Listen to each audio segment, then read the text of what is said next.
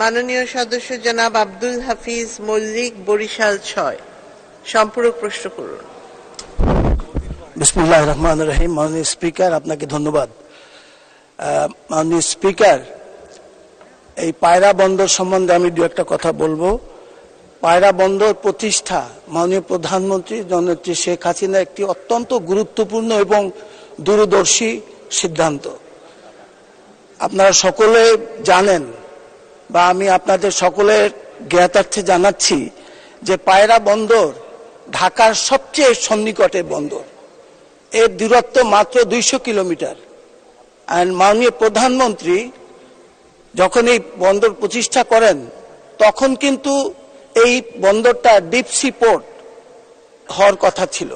পরবর্তীতে সিদ্ধান্তটি পরিবর্তন হয়। আমি আরো বলবো যে পায়রা বন্দর যখন ফুল সুইং এ কাজ করবে তখন আমি মনে করি বাংলাদেশের ম্যাক্সিমাম বাণিজ্য এই পায়রা বন্দর দিয়ে হবে।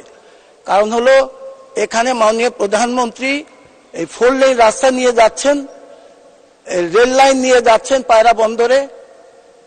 তো যেহেতু আমি বললাম যে এটা বাংলাদেশের ঢাকার সবচেয়ে ক্লোজেস্ট ডিস্টেন্স এই পোর্ট, এটা অত্যন্ত গুরুত্বপূর্ণ হবে। এবং এই মাননীয় সদস্য প্রশ্ন করুন। আমি প্রশ্ন করছি যে এই বন্দরটিকে এখন যে প্রাথমিকভাবে যেভাবে ডিপ সি পোর্ট করার কথা ছিল, এখন এটা সিদ্ধান্ত পরিবর্তন হয়েছে।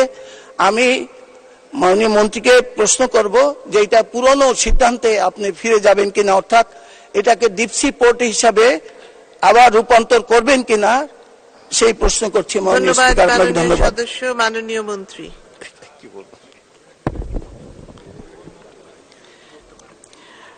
মাননীয় স্পিকার, আপনাকে ধন্যবাদ।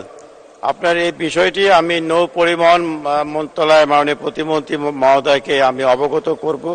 এটা একটা সিদ্ধান্তের বিষয়, এটা উচ্চ পর্যায়ের সিদ্ধান্তের বিষয়, এটা আলোচনা সাপেক্ষে এটা সিদ্ধান্ত নেওয়া হবে। সুতরাং আমি ওনাকে এটা অবগত করব, পরবর্তী থেকে আপনাকে এটা জানিয়ে দেওয়া হবে। ধন্যবাদ মাননীয় স্পিকার। ধন্যবাদ মাননীয় মন্ত্রী।